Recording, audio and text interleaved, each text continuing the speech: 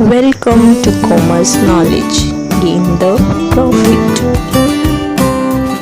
Hello friends, today we are starting our new topic financial management. It is a part of financial management book. तो सबसे पहले हम इसमें introduction to financial management पढ़ेंगे. Finance is defined as the provision of money at the time when it is required. Finance को define किया गया है कि जब हम मनी का प्रोविज़न करते हैं, जब हमें मनी की ज़रूरत होती है, तब हम जो मनी का प्रोविज़न करेंगे कि हमें अपना मनी किस तरह से यूटिलाइज़ करना है, उसे कहा जाता है फाइनेंस. हर एक enterprise whether big medium small needs finance to carry on its operation. हर एक एंटरप्राइज चाहे वो बड़ी हो, छोटी हो, मीडियम साइज़ हो, उसे फाइनेंस की ज़रूरत रहती है अपने ऑपरेशन को कैरी करने के लिए और अपने टारगेट को अचीव करने के लिए. In fact finance is so indispensable today that it is rightly said to be the blood of an enterprises. Fact में ये कहा गया है कि फाइनेंस इतना इंडिस्पेंसिबल है, यानी इसके बिना कोई काम नहीं हो सकता, इसलिए इसे कहा जाता है कि एंटरप्राइज के ब्लड की तरह काम करता है. Without adequate finance no enterprise can possibly accomplish its objective. यानी कि अगर फाइनेंस नहीं होगा तो कोई भी एंटरप्राइज अपने ऑब्जेक्टिव को पूरा नहीं कर सकती. नेक्स्ट में आपको दिया गया है meaning of financial management. Financial management refer to that part of management activity. Financial management वो पार्ट है मैनेजमेंट एक्टिविटी का जिसको कंसर्न किया गया है प्लानिंग के साथ, कंट्रोलिंग के साथ फर्म के फाइनेंशियल रिसोर्सेज को. It deals with finding out various sources for raising fund for the firm. ये डील करता है कि जो भी हमारे अलग अलग सोर्सेज हैं जिससे हम फंड को रेज कर सकते हैं फर्म में, वो सब इसके अंदर आएंगे. वो सभी फंड को हम इसमें डीलिंग करते हैं. Financial management is practised by many corporate firm. Financial management को बहुत सारी कॉरपोरेट फर्म चलाती हैं and can be called corporation finance और बिजनेस फाइनेंस, और इसी वजह से इसे कॉरपोरेशन फाइनेंस या बिजनेस फाइनेंस भी कहा जाता है. अब दो डेफिनेशन आपको गिवन है according to Guthman and Dougall and according to Joseph and Massie. सबसे पहले जो डेफिनेशन है वो है business finance can be broadly defined as the activity concern with the planning, raising, controlling and administrating the funds use in the business. यानी business finance को broadly define किया गया है इस तरह की एक्टिविटी जो कंसर्न करती है प्लानिंग के साथ, कंट्रोल करने के साथ और एडमिनिस्ट्रेशन करने के साथ. किसका एडमिनिस्ट्रेशन करेंगे, किसका प्लानिंग करेंगे, किसको रेज करेंगे, वो सब फंड के रिगार्डिंग ही होगा. तो वो जो बिजनेस में हम फंड यूज़ कर रहे हैं उसके रिगार्डिंग अगर कोई भी प्लानिंग होगी, कोई भी कंट्रोलिंग होगी, कोई भी एडमिनिस्ट्रेटिंग वर्क होगा, तो वो सब बिजनेस फाइनेंस कहलाता है. According to Joseph and Massey, financial management is the operational activity of business that is responsible for obtaining and effectively utilizing the funds necessary for efficient operation. Financial management एक तरह की operational activity है business की जो responsible होती है कि हम कुछ ऑब्टेन करें, इफ़ेक्टिवली यूटिलाइज करें फंड्स को जो एफिशिएंट ऑपरेशंस के लिए ज़रूरी है. तो फाइनेंशियल मैनेजमेंट को आगे भी एक्सप्लेन किया हुआ है कि financial management is the application of general management principle in the area of financial decision making. Financial management एक एप्लीकेशन है जनरल मैनेजमेंट प्रिंसिपल की उस एरिया में जहाँ पे हम फाइनेंशियल डिसीजन को लेते हैं, जैसे कि area of investment of fund हो गया, फाइनेंसिंग वेरियस एक्टिविटीज़ हो गई, या हमारे डिस्पोजेबल ऑफ प्रॉफिट हो गई. नेक्स्ट है financial management is the art of planning, organizing, directing, controlling of the procurement and utilization of the fund and safe disposal of profit to the end that individual, organization and social objective are accomplish. Financial management एक तरह की art है जिसमें plan किया जाएगा, organise, direct, control किया जाएगा, procurement यानी हम अपने फंड्स को कहाँ से लेकर आएँ, उनको किस तरह से यूटिलाइज़ करें और किस तरह से सेफ डिस्पोजल करें. अगर हमें प्रॉफिट होता है तो हम अपने प्रॉफिट को किस तरह से डिस्पोज ऑफ करें at the end. Individual person के लिए भी हो सकता है ये, ऑर्गेनाइजेशन के लिए, या फिर हमारे सोशल ऑब्जेक्टिव के लिए. डायग्राम के थ्रू फाइनेंशियल एंड मैनेजमेंट को की रिलेशनशिप को दिखाया गया है कि financial management is concern with, financial management को कंसर्न किया गया है 3 डिसीजन के साथ. 3 डिसीजन है फाइनेंसिंग डिसीजन, इन्वेस्टमेंट डिसीजन और डिविडेंड डिसीजन. और फिर बताया गया है कि इन्वेस्टमेंट डिसीजन, फाइनेंस डिसीजन और डिविडेंड डिसीजन एनालाइज करते हैं रिस्क और रिटर्न की रिलेशनशिप को कि अगर हम कोई भी डिसीजन लेते हैं तो उसमें कितना रिस्क है और कितना हमें रिटर्न मिलने वाला है, ताकि हम अपने गोल्स को अचीव कर सकें। हमारे दो ही गोल हो सकते हैं, प्रॉफिट मैक्सिमाइजेशन या फिर वेल्थ मैक्सिमाइजेशन। नेक्स्ट है कुछ फंक्शन फाइनेंशियल मैनेजमेंट के। A financial manager has to concentrate on the following area of the finance function. Finance function में उसको ये सारे फंक्शन फॉलो करने पड़ते हैं। सबसे पहले है estimating financial requirement. The first task of the financial manager to estimate short term and long term financial requirement of his business. जो सबसे पहला टास्क होगा किसी भी फाइनेंशियल मैनेजर का, वो यही होता है कि वो शॉर्ट टर्म और लॉन्ग टर्म फाइनेंशियल रिक्वायरमेंट जो भी हैं बिजनेस की, उनको पूरा करे। इस पर्पज़ के लिए he will prepare a financial plan for present as well as future. वो इस तरह के एक प्लान बना सकता है जो उसकी प्रेजेंट और फ्यूचर दोनों में काम आए। The amount required for purchasing fix set, जैसे कि कोई हमें फिक्स सेट खरीदनी है तो उसके लिए कितनी अमाउंट हमें चाहिए होगी, as well as the needs of fund for working capital. और अगर हम फिक्स सेट खरीद रहे हैं तो वर्किंग कैपिटल भी हमें अरेंज करनी होगी। और estimation should be based on the sound financial principle. जो भी हम एस्टिमेशन करेंगे वो सब हमारे फाइनेंशियल प्रिंसिपल को देखते हुए हम करेंगे। Neither there are inadequate or excess fund with the concern, कि हमारी जो फर्म है उसमें ना तो कमी रहनी चाहिए और ना ही फंड्स ज़्यादा होने चाहिए।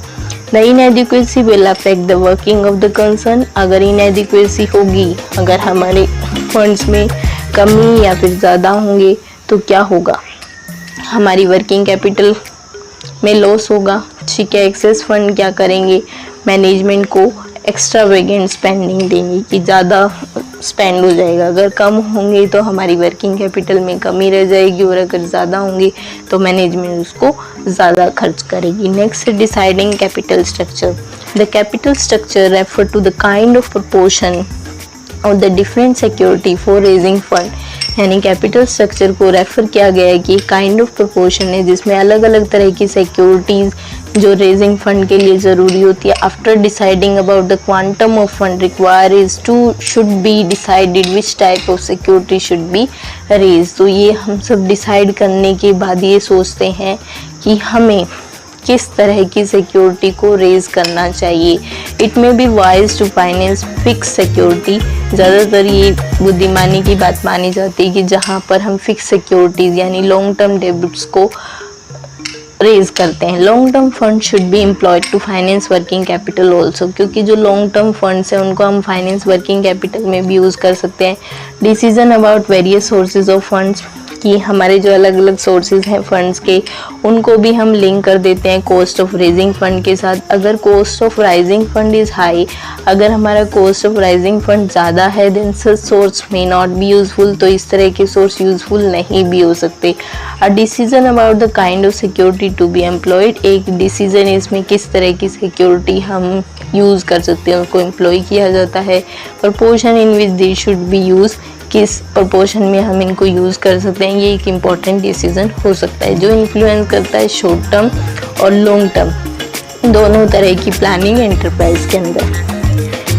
Next is selecting a source of finance. After preparing a capital structure, एक कैपिटल स्ट्रक्चर बनाने के बाद हम एक अप्रोप्रिएट सोर्स ऑफ फाइनेंस को सिलेक्ट करते हैं। अलग अलग तरह के सोर्सेज जिससे हम फाइनेंस रेज कर सकते हैं include share capital, debenture, financial deposit, जिनसे फंड को रेज किया जा सकता है।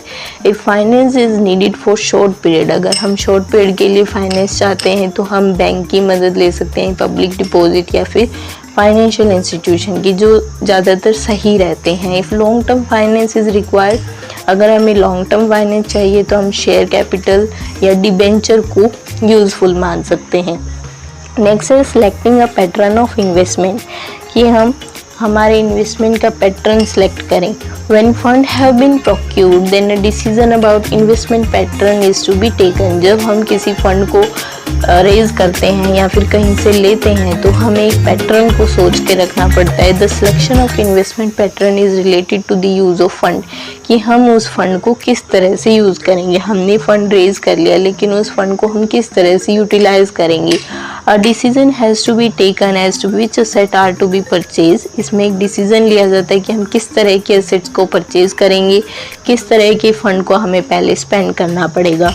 फिक्स एसेट और एप्रोप्रिएट पोर्शन को हम रिटेन कर सकते हैं वर्किंग कैपिटल की तरह, यानी जो हमारी फिक्स एसेट होती है या फिर उसका कुछ पोर्शन है जो हम वर्किंग कैपिटल में लगा सकते हैं। The decision making technique such as capital budgeting, इसके अलावा डिसीजन मेकिंग टेक्निक जैसे capital budgeting, opportunity cost analysis, इनको भी अप्लाई किया जा सकता है डिसीजन लेते वक्त, क्योंकि ये कैपिटल एक्सपेंडिचर में आते हैं।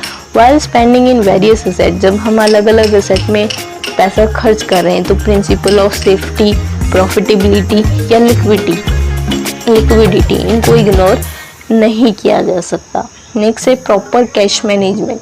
कैश मैनेजमेंट एक इम्पॉर्टेंट टास्क हो सकता है फाइनेंशियल मैनेजर का। He has to assess the various cash needs, उसको अलग अलग तरह की कैश नीड्स की ज़रूरत हो सकती है अलग अलग टाइम पर, तो उसके बाद वो अरेंजमेंट भी कर सकता है कैश को अरेंज करने के लिए। कैश में भी required to make payment to creditor, कई बार क्या होता है कैश हमें क्रेडिटर की पेमेंट रॉ मटेरियल को खरीदने के लिए या फिर वेज बिल की पेमेंट करने के लिए या कोई भी डेली एक्सपेंस मीट करने के लिए हमें कैश की ज़रूरत होती है, तो हमें कैश मैनेजमेंट करनी पड़ेगी। द सोर्स ऑफ कैश में भी, अब जो फर्म है उसके अंदर कैश के सोर्स क्या हो सकते हैं, कैश सेल्स, यानी हम अपने जो भी प्रोडक्ट बना रहे हैं उन्हें कैश में सेल करें। कलेक्शन ऑफ डेट्स, हम अपने उधार को इकट्ठा करें। Short term arrangement with bank, अगर शॉर्टेज पड़ रही है तो हम बैंक से शॉर्ट टर्म लोन भी ले सकते हैं। The shortage of cash will damage the credit worthiness of the enterprise, अगर कहीं पर भी कैश की शॉर्टेज रहती है तो हमारी जो क्रेडिट वर्दीनेस एंटरप्राइज की वो चली जाएगी। और जो शॉर्टेज कैश मैनेजमेंट है वो इस तरह की होनी चाहिए कि ना तो इसमें शॉर्टेज हो और ना ही ये आइडल रहे। आइडल मतलब एक्स्ट्रा बचे।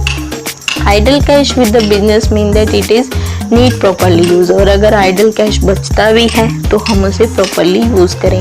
Through cash flow statement one is able to find out various sources and application of cash, अगर हम कैश फ्लो मैनेजमेंट स्टेटमेंट करते हैं तो हम अलग अलग तरह के सोर्सेज जो भी हैं एप्लीकेशन ऑफ कैश से रिलेटेड उनको अप्लाई कर सकते हैं। नेक्स्ट है implementing financial control. An efficient system of financial management necessitate the use of various control devices, कि हमारा जो एफिशिएंट सिस्टम है फाइनेंशियल मैनेजमेंट का, इसमें क्या होंगी अलग अलग तरह के कंट्रोल डिवाइसेस को हम रख सकते हैं। फाइनेंशियल कंट्रोल डिवाइस हो सकती हैं जिसमें हम रिटर्न इन्वेस्टमेंट रेशो एनालिसिस या break even analysis, cost control या कॉस्ट एंड इंटरनल ऑडिट को फॉलो कर सकते हैं। नेक्स्ट है use of various control technique. This will help the financial manager in evaluating the performance in various areas and take corrective measure whenever needed। इस तरह की जो भी टेक्निक होगी हम इसमें कंट्रोल करेंगे कि फाइनेंशियल मैनेजर क्या करे, उन एरियाज के अंदर परफॉर्मेंस को मेज़र करे, उनके करेक्टिव मेज़र ले जब भी उसकी ज़रूरत पड़े। नेक्स्ट है प्रॉपर यूज़ ऑफ सरप्लसेस। जब भी हम अपने प्रॉफिट और सरप्लस हमारे पास बचते हैं तो ये एक इम्पॉर्टेंट फैक्टर की तरह माना जाता है हमारी ऑर्गेनाइजेशन के अंदर, तो इसका जुडिशियस यूज़ किया जाना चाहिए सरप्लस का, क्योंकि सरप्लस जो है वो बहुत ज़्यादा इसेंशियल होता है हमारी कंपनी को आगे बढ़ाने के लिए, हमारे प्लान्स को डाइवर्सिफाई करने के लिए, ताकि हम अपने प्लान्स को और अच्छे से इम्प्लीमेंट कर सकें। And also protecting the interest of the share holder, और ये शेयर होल्डर के इंटरेस्ट को भी प्रोटेक्ट करके रखता है। The plugging back of profit is the best policy for further financing, इसके लिए क्या होगा कि हम अपने प्रॉफिट को बचा कर रखें, ये बेस्ट पॉलिसी होती है फाइनेंसिंग की। A balance should be struck in using the fund for paying dividend and retaining earning for financing expansion plan, एक बैलेंस को हम इकट्ठा करके रख सकते हैं ताकि हमें जब डिविडेंड पे करना है या फिर कोई अर्निंग पे करनी है तो उस वक्त हम अपने प्लान्स को एक्सपेंड कर सकते। नेक्स्ट टॉपिक है ऑब्जेक्टिव ऑफ फाइनेंशियल मैनेजमेंट, यानी फाइनेंशियल मैनेजमेंट के क्या ऑब्जेक्टिव हो सकते हैं। The main objective of financial business is to maximize the owners economic welfare, जो ऑब्जेक्टिव होगा फाइनेंशियल मैनेजमेंट का वो यही रहता है कि हमें अपने इकोनॉमिक वेलफेयर को मैक्सिमाइज करना है। फाइनेंशियल मैनेजमेंट एक फ्रेमवर्क देती है जिसमें हम अप्रोप्रिएट सिलेक्ट कर सकते हैं प्रॉपर कोर्स ऑफ एक्शन और डिसाइड कर सकते हैं हमारी कॉमर्शियल स्ट्रेटजी को। तो जो भी ऑब्जेक्टिव होगा हम उसको अचीव कर सकते हैं दो तरीक़ों से, या तो प्रॉफिट मैक्सिमाइजेशन से या वेल्थ मैक्सिमाइजेशन से। अब प्रॉफिट मैक्सिमाइजेशन क्या होता है? प्रॉफिट मैक्सिमाइजेशन यानी profit earning is the main aim of every economic activity. हर एक इकोनॉमिक एक्टिविटी का मेन एम यही है कि उसका प्रॉफिट अर्निंग होनी चाहिए।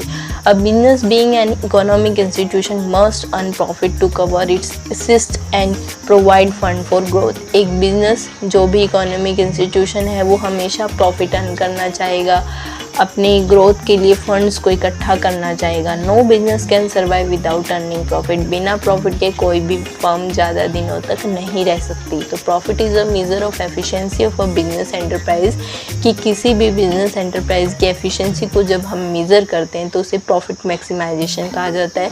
Profit also serve as a protection against risk which can not be insure. तो प्रॉफिट को हम इस तरह की एक प्रोटेक्शन भी मान सकते हैं जिससे रिस्क जो है हमारा वो इंश्योर रहे। नेक्स्ट है argument in favour of profit maximization. Profit maximization के फेवर में कुछ आर्ग्यूमेंट्स हैं कि when profit earning is the aim of business then the profit maximization should be the obvious objective. जब हमारे फर्म का मेन एम यही है कि हमें प्रॉफिट अर्न करना है तो प्रॉफिट मैक्सिमाइजेशन उसका ऑब्जेक्टिव रहेगा ही। Profitability is the parameter for measuring the efficiency and economic prosperity. जो प्रॉफिटेबिलिटी है वो एक तरह से बैरोमीटर की तरह काम करती है जिसमें हम अपने एफिशिएंसी और इकोनॉमिक प्रॉस्पेरिटी को मेज़र करते हैं बिजनेस एंटरप्राइजेस की। यानी प्रॉफिट मैक्सिमाइजेशन को जस्टिफाई किया गया है रेशनलिटी के बेस पे, यानी अगर प्रॉफिट होगा तभी प्रॉफिटेबिलिटी होगी, प्रॉफिटेबिलिटी अदरवाइज नहीं होगी। Profit are the main source of finance for the growth of the business. जो भी प्रॉफिट है वो हमारे मेन सोर्स है बिजनेस की ग्रोथ के लिए, इसलिए एक बिजनेस को मैक्सिमाइज करना चाहिए अपने प्रॉफिट को ताकि वो उसकी और ज़्यादा ग्रोथ और डेवलपमेंट कर सके। Profitability is essential for fulfilling the social goals also. जो प्रॉफिटेबिलिटी है ये हमारे सोसाइटी के जितने भी गोल हैं उनको पूरा करने में मदद करती है। A firm by pursuing the objective of profit maximization also maximize the socio economic welfare. कोई भी फर्म जो अपने ऑब्जेक्टिव को पूरा करना चाहती है, प्रॉफिट मैक्सिमाइजेशन करना चाहती है, तो उसे अपने सोशियो इकोनॉमिक वेलफेयर को भी इंक्रीज़ करना पड़ता है। तो इसके साथ क्या होगा, जैसे जैसे प्रॉफिट इंक्रीज होगा उसका सोशलो इकोनॉमिक वेलफेयर जो है वो भी अच्छा हो जाएगा। A business may be able to survive under unfavourable condition only if it had some past earning to rely upon. एक बिजनेस तभी सर्वाइव कर सकता है जब उसके पास कोई अनफेवरेबल कंडीशन हो, तब उस वक्त अगर उसने कोई प्रॉफिट बचा के रखा हुआ है तब ही वो उससे सर्वाइव कर सकता है, अदरवाइज उसको पैसे बाहर से उठाने पड़ेंगे जिससे वो लॉस में भी जा सकता है। नेक्स्ट है argument against of profit maximization. Profit maximization के अगेंस्ट भी कुछ आर्ग्यूमेंट है, जैसे कि हर फर्म का एम अगर प्रॉफिट मैक्सिमाइजेशन हो जाएगा तो वो प्रोडक्ट पर ध्यान नहीं देगा। तो it is precisely defined, it means different thing for different people. The term profit is wagyu and it can not B precisely defined. जो प्रॉफिट टर्म है इसको वैग्यू माना गया है और ज़्यादातर लोग इस पे आरोप और विचार अपने रखते रहते हैं। It means different thing for different people.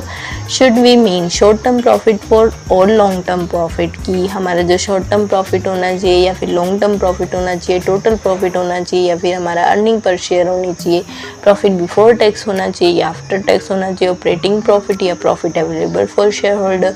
It ignore the time value of money. जो टाइम वैल्यू ऑफ मनी है उसको इग्नोर करता है and does not consider the magnitude and the timing of earning. जो हमारी मैग्नीट्यूड है और earning का टाइम है उसको भी ये कंसीडर नहीं करता। ये ट्रीट करेगा सारी अर्निंग को इक्वल मान के। तो दे ओकर इन डिफरेंट टाइम पीरियड, चाहे वो अलग अलग टाइम पीरियड में हुई है लेकिन उनको सबको वो इक्वल मान रहा है। It ignore the fact that the cash receive today is more important. ये इस फैक्ट को इग्नोर कर देता है कि जो आज हमने पैसा रिसीव किया वो आज के दिन इम्पोर्टेंट है। Then the same amount if cash received after से 3 years, अगर वही अमाउंट 3 साल बाद रिसीव होती है तो उस वक्त वो इम्पोर्टेंट नहीं रह जाती। It does not take into consideration the risk of prospective earning stream. ये कई बार कोई भी रिस्क नहीं लेता। Some project are more risky than other. कई बार इतना ज़्यादा रिस्क होता है कि बहुत सारे प्रोजेक्ट में बहुत रिस्क होता है। Two firm may have some expected earning per share. दो फर्म की शायद अलग अलग एक्सपेक्टिव अर्निंग पर शेयर हो सकता है लेकिन उनकी अर्निंग जो उन्होंने सोची है वो नहीं होती। The effect of the dividend policy on the market price of share is also not consider. कई बार जो डिविडेंड पॉलिसी का इफेक्ट है मार्केट प्राइस शेयर पर उसको भी कंसीडर नहीं किया जाता प्रॉफिट मैक्सिमाइजेशन के लिए। In case earning per share is the only objective, then the enterprise may not think of paying dividend at all because it retain profit in the business और investing them in market may satisfy the same. कई बार क्या होता है, earning per share सिर्फ एक objective होता है कि हम अपने शेयर के अकॉर्डिंग अर्निंग कर रहे हैं, लेकिन एंटरप्राइज उसको डिविडेंड की तरफ पे नहीं करती। वो क्या करती है, उसको बचा कर रखती है ताकि हम मार्केट में बाद में अपने एम को सेटिस्फाई करने के लिए इसे यूज़ कर सकें। नेक्स्ट है wealth maximization. Financial theory asserts that the wealth maximization is a single substitute for the stakeholders utility। यानी फाइनेंशियल थ्योरी ने ये बताया कि वेल्थ मैक्सिमाइजेशन एक सिंगल सब्सटीट्यूट है किसी भी स्टेक होल्डर यूटिलिटी के लिए। अगर कोई फर्म मैक्सिमाइज करती है शेयर होल्डर की वेल्थ को, जो इंडिविजुअल स्टेक होल्डर है वो अपने वेल्थ को मैक्सिमाइज कर सकते हैं अपने इंडिविजुअल यूटिलिटी के हिसाब से। It means that by maximizing stakeholders wealth the firm is operating consistently. अगर हम मैक्सिमाइज करते हैं स्टेक होल्डर की वेल्थ को, जो फर्म है वो ऑपरेट करेगी consistently toward maximizing stake holder utility की, स्टेक होल्डर की यूटिलिटी को मैक्सिमाइज किया जा सके। Well, to maximize his individual utility, it means that by maximizing stakeholder wealth, the firm is operating consistently toward maximizing stakeholders utility। अगर कोई firm अपने wealth को मैक्सिमाइज करना चाहती है, अपना वेल्थ मैक्सिमाइज करेगी, तो जो उसकी ऑपरेटिंग कंसिस्टेंसी है वो मैक्सिमाइज होगी। Stake holder wealth in the firm is the product of the number of the share owned। Stake holder क्या होता है, stock holders current wealth firm में क्या होगा, नंबर ऑफ शेयर ओन, उसने कितने शेयर ओन कर रखे हैं, multiply by current stock price पर शेयर, जो भी उसका स्टॉक है उसको मल्टीप्लाई कर दिया जाएगा करंट प्राइस से। नेक्स्ट है हायर द स्टॉक प्राइस पर share the greater will be share holder wealth. जितना भी ज़्यादा स्टॉक प्राइस होगा उतना ही ज़्यादा शेयर होल्डर की वेल्थ हो जाएगी। The firm should aim at maximize its current stock price. तो फर्म हमेशा इस तरह भी एम करती है कि उसका स्टॉक प्राइस भी बढ़ना चाहिए। प्रॉफिट एक अलग चीज़ है और स्टॉक होल्डर अलग चीज़ है, जो उसके शेयर की वैल्यू को दिखाता है। Which help in increasing the value of share in the market, यानी मार्केट में उसकी वैल्यू शेयर की इंक्रीज होनी चाहिए। तो maximum utility refer to maximum stock holders wealth. Maximum utility को कहा गया है कि मैक्सिमम स्टॉक होल्डर का वेल्थ जो है वो मैक्सिमम होगा। Refer to maximum current stock price पर शेयर, यानी स्टॉक प्राइस पर शेयर भी मैक्सिमाइज हो जाए।